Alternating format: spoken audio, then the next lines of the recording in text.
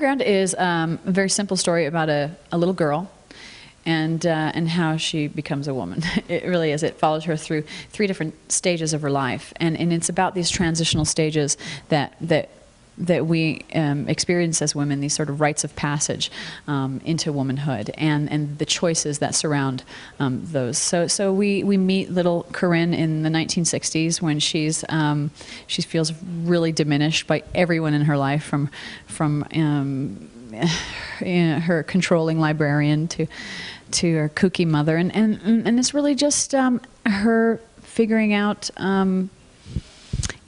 Figuring out her sense of self and how to reconcile that in all her relationships. It's a love story, a love story between parents and their children, husbands and wives, you and your deity, whatever that may be,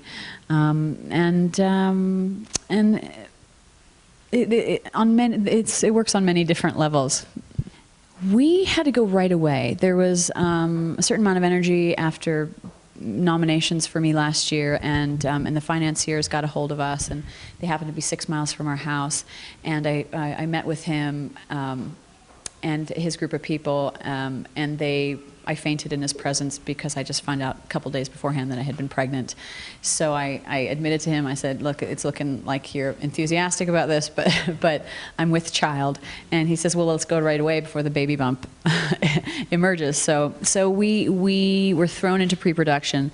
It's bona fide musical. There's 21 live music cues. It's an epic cast, many extras. It's crashes and animals and children and 3 different eras, so it's everything that you shouldn't put in your first feature, but we the film, it was like a snowball effect. Somehow some stories take off on their own, and you scramble after it.